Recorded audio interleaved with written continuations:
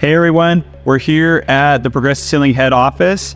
I just wanted to do a bit of an introduction today into how we do our packing cutting, but you can do packing cutting at your facility and how to properly do a demonstration on how to properly cut a packing ring to ensure you don't have a leak path in your pump.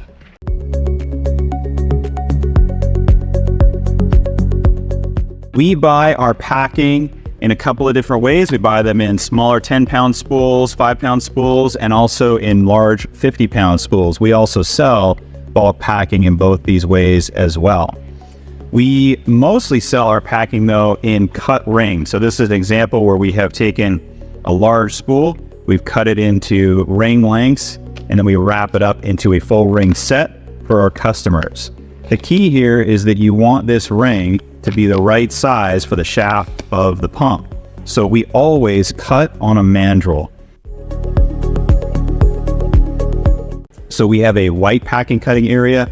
This is a custom design table. We cut a lot of rings of packing. We cut thousands of rings of packing a year. And so we have a custom design table for our white packing and also for our black packing. We do that so that we don't have any cross-contamination of the different packing. We don't want to see black bits inside of our white packing and vice versa. We used to make all of our mandrels out of UHMW at a machine shop. However, we have since switched to doing 3D printed mandrels on our in-house 3D printer. This is an example of one of our newer mandrels. You can see it has some multiple keys on it to allow us to utilize 4 sides of the mandrel. It's printed in-house. In fact, we are actually printing a couple of mandrels right now for our smaller system here on our Pantheon printer. This is Pantheon's HS3. It's from a local company here in Vancouver. Good partners to us. We love this printer. It prints really fast, allows us to do up to 300 millimeters, and we can turn around a mandrel in usually less than a day. So this is how we do all of our new mandrels up to 300 millimeters.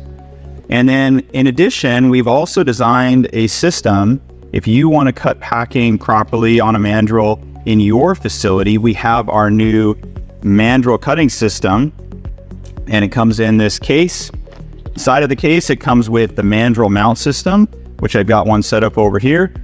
It comes with a pack of our heavy-duty blades and a large heavy-duty snap-off utility knife. This is the recommended knife we use. It gives you that length you need. It also has really sharp blades with nice heavy-duty blades that don't snap during the cutting process, and a couple of fence clamps to allow you to clamp it to a desk. So you can see this is the mandrel setup, clamped down to the table, lots of adjustability, and it has this unique hex shaft design we put together. It goes with the mandrels, allows you to install that mandrel, and then once the top of the mandrel gets scored, you can pull it off, rotate it, and you have 6 fresh sides you can utilize to allow that mandrel to last longer. When you buy the kit, you can order the mandrels custom sized to you. You can turn around mandrels, like I said, in usually less than a day for any size of shaft that you have on your pumps.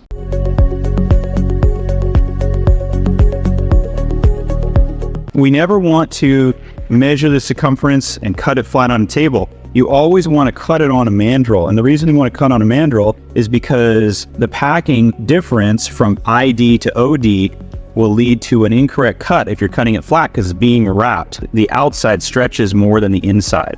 So Gene here is going to show us how to properly cut a ring. We're starting off with a box cut. The packing always comes with a flat end.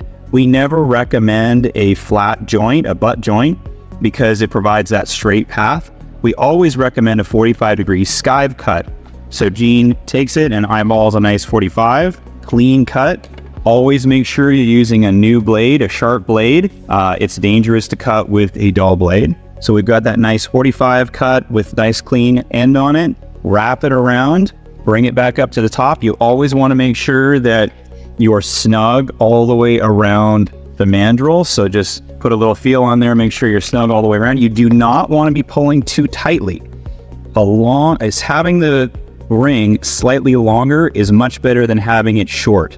An 1/8 inch long isn't going to cause any problems, but you end up being 1/8 inch short, you're going to have a leak path.